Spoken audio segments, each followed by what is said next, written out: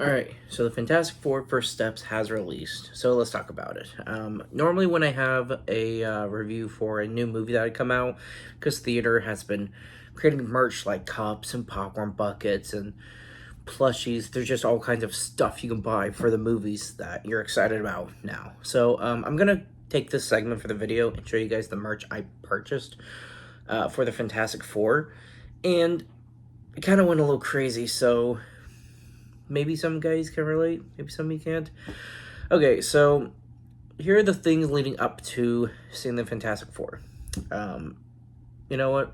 Actually, I'm going to do this out of timeline order. Okay, here's the first thing I've got for the Fantastic Four. Of course, you had to get the cup.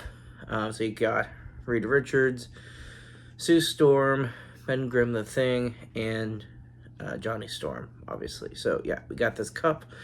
I may or may not have like 3 or 4 of these already. I just have one for the video. I do have a few of them just because I've been collecting the theater cups. I don't know why, guys, but yeah, I have this one.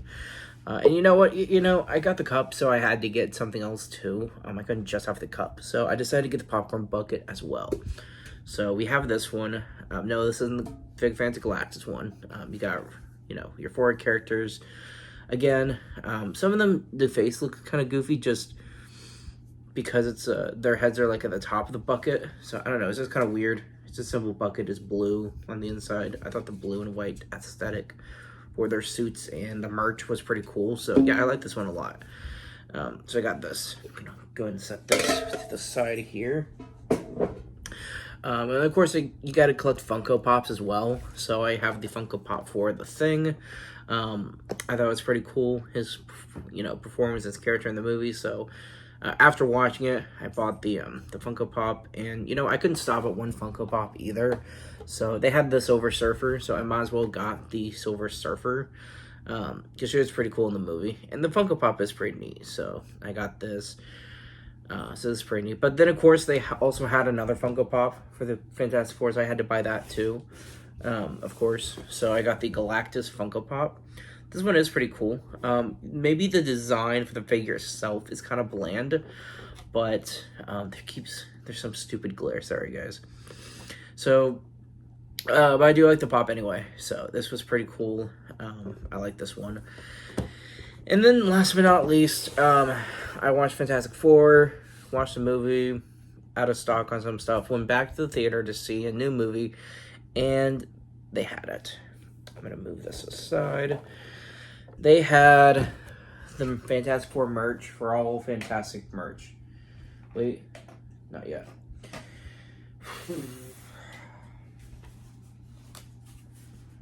Yeah, they had it, and of course, one was purchased. But look, it's so cool. You had to buy. I mean, look, it lights up too. I mean, just look at that. I mean that's cool, guys. This is cool. You know what? This is pretty cool. I'm probably gonna end up putting it like up there or something, just to, have something cool in the background for these videos. This is pretty cool. So yeah, I bought this, and did I really need an $80 popcorn bucket? No. That's why having Cinemark rewards, you get 25% off if you have that status of the rewards program. So I actually got it for $60. So, when it comes to supporting theaters, if you want some of these merch that these theaters have, just don't look at the price tag for the item and expect that to be what you pay. Certain theaters, and Cinemark's not the only one, where you get a discount on merch and stuff. So yeah, getting this on sale, it was a pretty good deal. So yeah, didn't pay a full 80 for this one, but it's still quite a hefty price for a popcorn bucket. Okay, so let's dive into the movie. Now, I had some mixed feelings about parts of the movie. Overall, I did enjoy this one. I had very few complaints at all, and it had nothing to do with the cast or the character development or the writing. I think my only complaint with the movie, really a complaint and a half, the half complaint doesn't really count, but my 1.5 complaint is, the first one is, I didn't feel like it needed to be a multiverse story. And here's the thing. So it takes place in the 60s. We have Victor Von Doom on this Earth. We don't know if Robert Downey Jr.'s doom is this Earth's doom, but this movie showed a empty seat for Latveria being represented in the Future Foundation. So there is a Doctor Doom, or at least there is a Victor Von Doom on this Earth. We don't know if it's Robert Downey Jr. or not. So besides the point, Doomsday is going to take place in the present with all the MCU movies. Obviously, these characters are going to all be a part of it. And taking place in the 2020s versus 60s, 80 years later, I don't think the Fantastic Four are just all going to be conveniently dead by the time Doomsday takes place. So these characters are going to end up time traveling anyway. Or you're going to take a whole bunch, 20 to 30 other characters, are going to go back in time. So either way, it doesn't really make sense. My point is, if the Fantastic Four were going to go forward in time anyway, they could have just been in the 60s on the main MCU Earth. That's my opinion, guys. That's just is what it is. I did like the story. Like I said, the writing, the character development, I had pretty much mostly positives for this whole movie. I just didn't understand why it had to be a multiverse in the first place. Just because of that trope amongst the Marvel movies has just... I'm not going to say I dislike it. It was cool at first. But it's just been exhausting. That's really the only word I have for it. I don't hate it. It's just exhausting. So, irregardless, pushing that aside, my half complaint was the comedy. I did like most of the jokes. Characters like Johnny Storm got some pretty good burns on the characters, but I just didn't think every joke was funny. Some of the jokes just didn't really land. But that's just my preference. Everyone has a different preference when it comes to humor. So that's just me. So that complaint, that's why I say it's a half complaint, because it's not really valid. It just wasn't a positive for me. But I did enjoy most of the comedy. So now that we got those out of the way, let's dive into the movie itself. So the trailer sort of left out the big main plot for the movie. It pretty much showcased all the characters, or the cameos aside, it showcased all the characters that were going to have an important role in this movie. But the main plot, the reason that the main plot's moving forward, the reason it's happening, was left completely out of the trailer, which I like. I really appreciate a good trailer that gives you enough to sort of learn a little bit more about the world, but not understand the entirety of the plot. Because some movies are like that. I don't know. It just depends on the viewer. For me, because I have such good memory, when I'm watching a movie, I remember every scene that takes place that was in the trailer. I can tell, oh, so this is coming up, or this is about to happen. So for people like me that remember that stuff, when you go into a movie, there's one scene you haven't seen yet, or the scene's too important to have been left out of the final cut, you can sort of guess and figure out how the plot is going, or where it's headed toward. So it doesn't directly spoil things, but it can lose the suspense if a trailer's just filled with pretty much most of the details of the plot. So here's the main thing about the plot. We get sort of this long recap of what's been going on. So the Fantastic Four have been the Fantastic Four for the past 4 years from the time the movie picks up. And so, we get a recap of, Red Ghost off screen had been taken down, was Apes was taken down, Mole Man is kind of defeated, one of his beasts was defeated. You have this just slew of characters that I don't do enough research on the comics to remember all of them, because I've watched these breakdown lists, and there's like 20 characters cameoed in the Fantastic Four. So they're very used to defeating villains. And after this recap, we also learned that Sue Storm sort of formed the Future Foundation, where pretty much most of the world's countries all had come together. I don't directly remember if it specified that every country, but I know it was supposed to be most of them because of what happens later in the movie, which I'll get to. So we have a very established, coherent team that the world is behind, not just New York. So the whole world is backing the Fantastic Four. So there's just, everyone's sort of united. And it was kind of cool because there were themes throughout this movie about, everyone being united, not just one city or one country. The whole world was united for the storyline in this movie, which I thought was pretty cool. Um, we get to learn, we see a little bit more of the banter between more of the characters. And I thought that was the character development, the way the character relationships sort of complement each other and how the cast complemented each other. I thought that was just sort of done to perfection. I mean, I love, the 2005, early 2000 movies. Those were fun. Maybe those don't, on a technology level compared to this one, but those are still fun. It's nostalgic. I had great memories watching those. And of course, I remember playing the game, which was incredibly hard. So, yeah, I have great memories with that. But now, with this cast, it's hard to imagine anyone else playing these characters. So, it was really well done as far as, the casting and their performances as the characters are concerned. So, as we move on from sort of this opening, because it's sort of like the first third is recapping and learning about the Fantastic Four. Of course, the very first moment in the movie, or the first scene, Sue Storm is pregnant. So we know Franklin Richards is coming. That is for the movie. You learn that from the beginning. You go through this whole movie knowing that's what's coming up. And, of course, as you get to, I would consider the end of the first third, or maybe the first fourth of the movie, I would say, Silver Surfer arrives. And this is a really climactic moment. The writing behind, her dialogue, the filmography behind the scene, the way she's showcased, the way her voice is echoing across the city.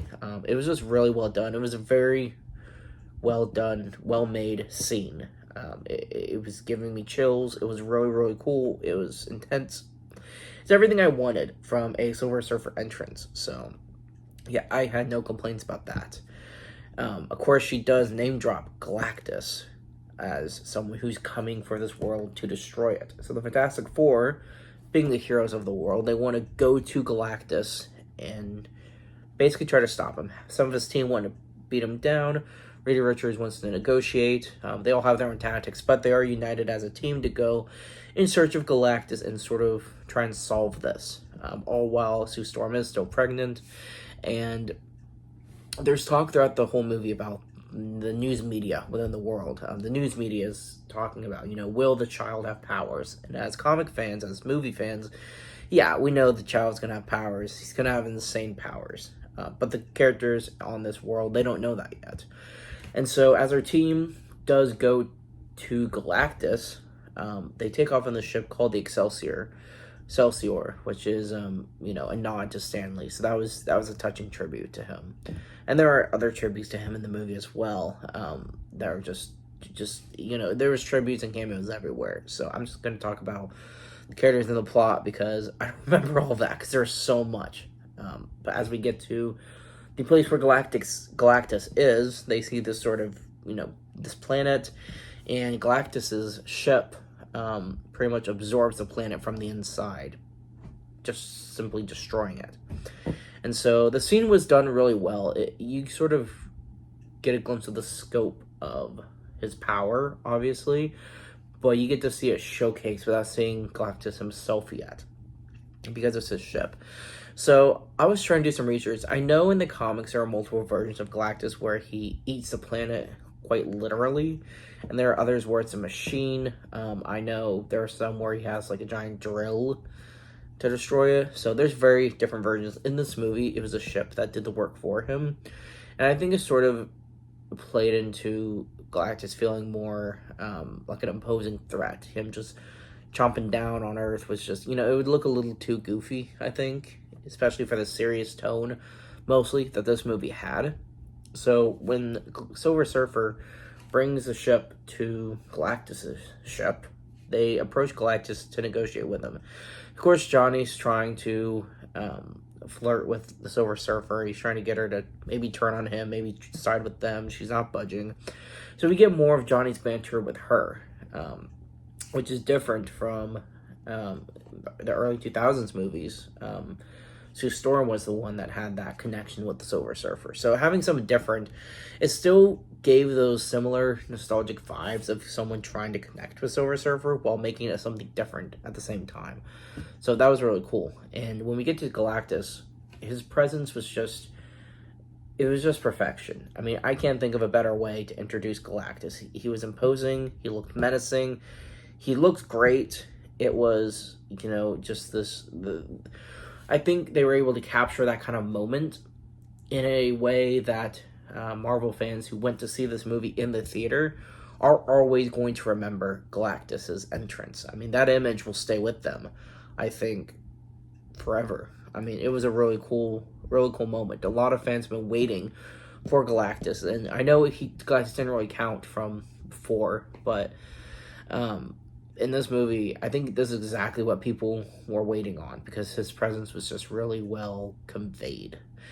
And so, of course, Reed Richards trying to negotiate. Galactus doesn't want to, but he realizes that Franklin Richards can take his place. It can sort of end his hunger, and he doesn't have to be bound by this curse. And so, there's speculation as to what happened. Sue Storm's water breaks when Galactus has his eyes beam onto her.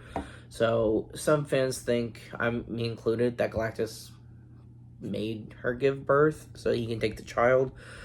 Some believe it was just convenient. Some believe Franklin Richards birthed himself to protect the team against Galactus, because that seems like a Franklin Richards thing to do.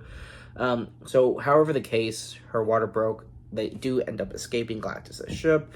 They get to their own ship, and there's this giant wormhole, other planet. There's just stretched out chase scene with the ship and the Silver Surfer, and they do eventually get away. But during this process, Sue Storm is giving birth. So there's this, there's some comedy thrown in there, trying to figure out how to navigate the ship while someone's giving birth. There's serious moments. It's intense because you don't want her to get injured during this process, and it's very climactic.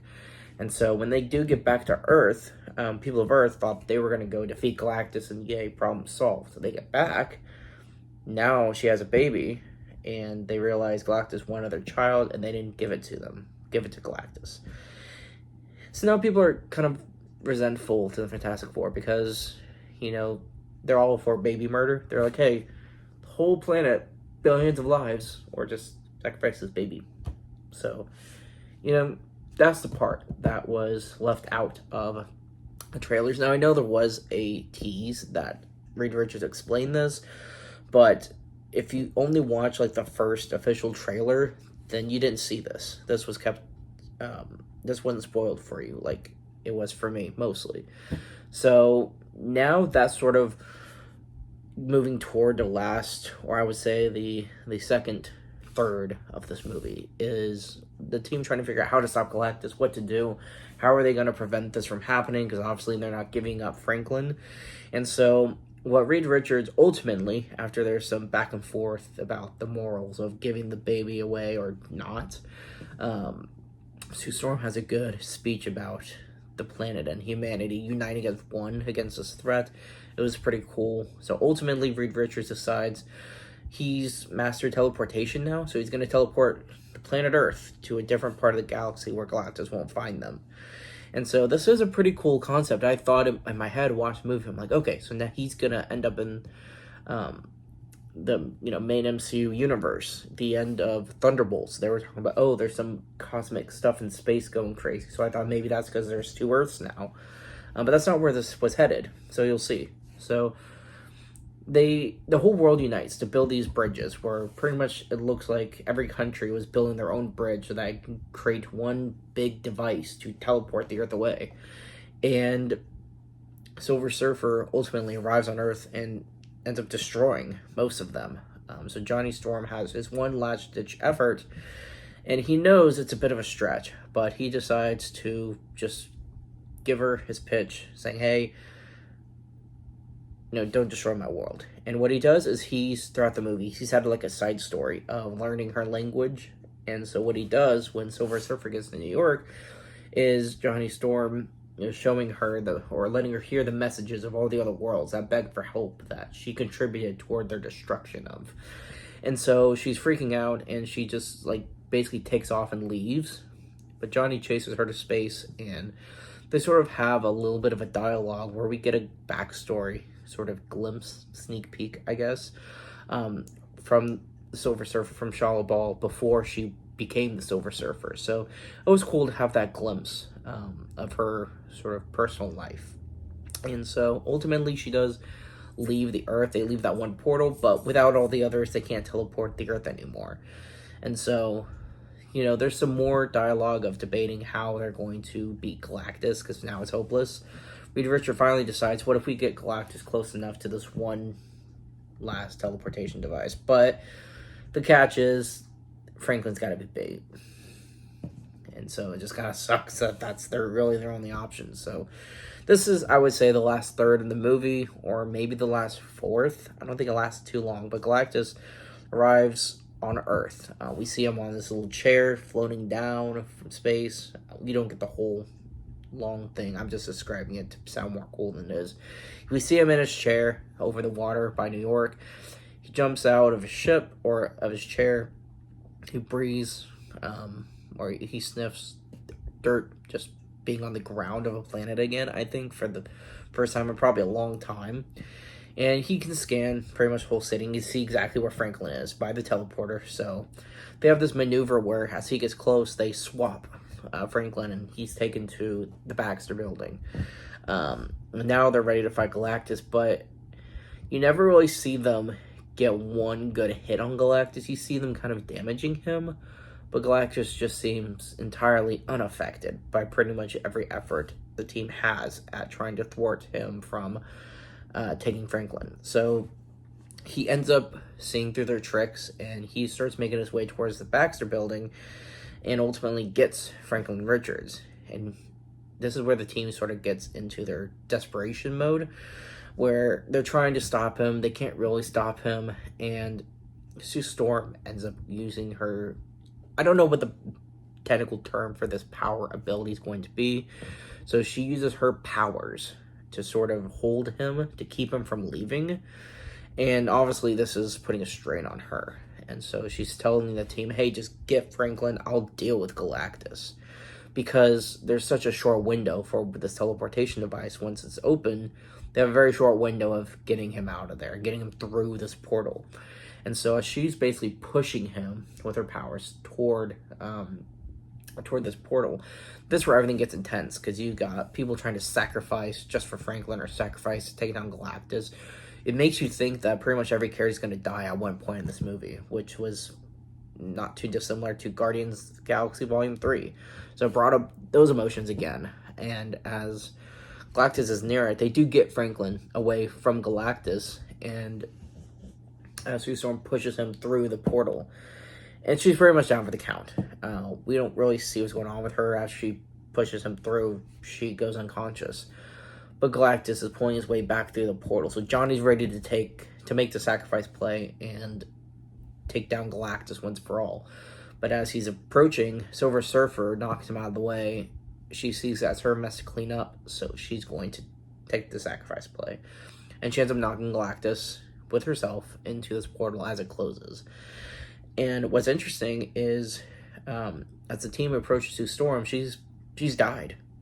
She's not around anymore. And this is kind of what happened in Fantastic Four: Rise of the Silver Surfer movie. I haven't seen that one in a while, so I don't know exactly if she died or not, but I remembered as a kid thinking she died.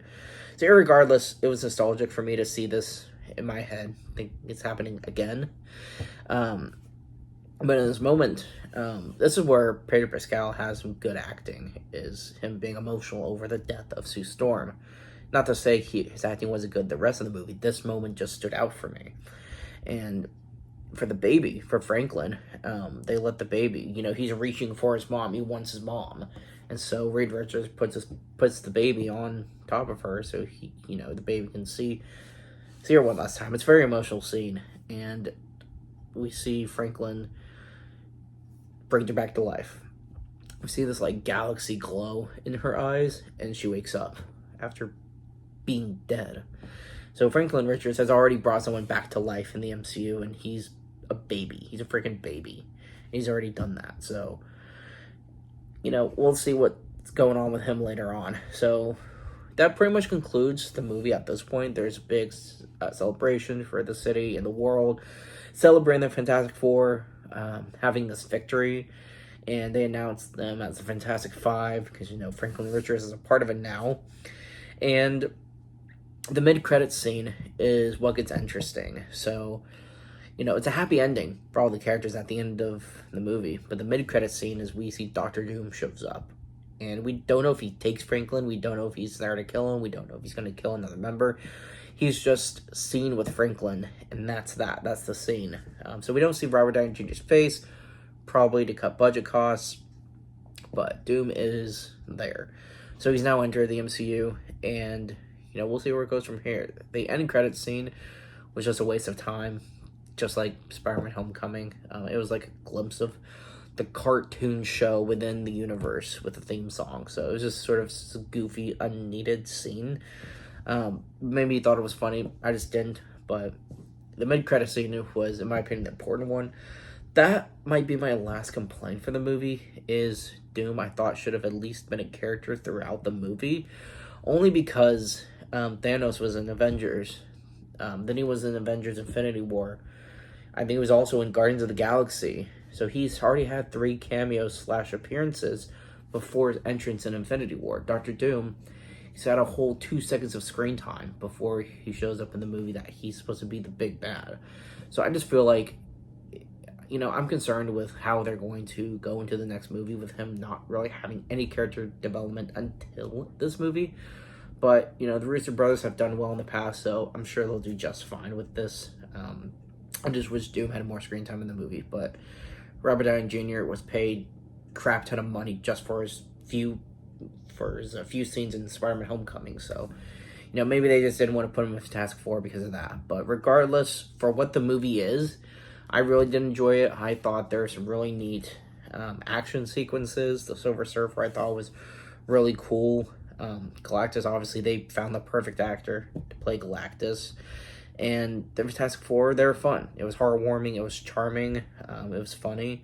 I pretty much loved every aspect of the movie, aside for those little nitpick stuff that I guess don't even really count. So, yeah, overall, extremely positive reaction to this movie. I really enjoyed it. I think it's one of the better ones since Endgame. I know people these days, will typically say, oh, well, that doesn't really mean a whole lot. But, I did enjoy Spider-Man No Way Home, and I did enjoy Guardians of the Galaxy Volume 3, and I did enjoy Thunderbolts, and I did enjoy this one, and I did enjoy Deadpool Wolverine. So, there is more than just 1 or 2 good ones since Endgame. They're just sort of, I think so many TV shows sort of smothered the good projects. But irregardless, this was a review for Fantastic Four. I won't get on a Marvel rant. I'm just going to stop myself there. I love this movie. Thought it was fantastic. Let me know if you guys have seen it. Let me know in the comments what you thought. Can't wait to hear people's reactions on this movie. Thanks for watching, guys. Keep it digging.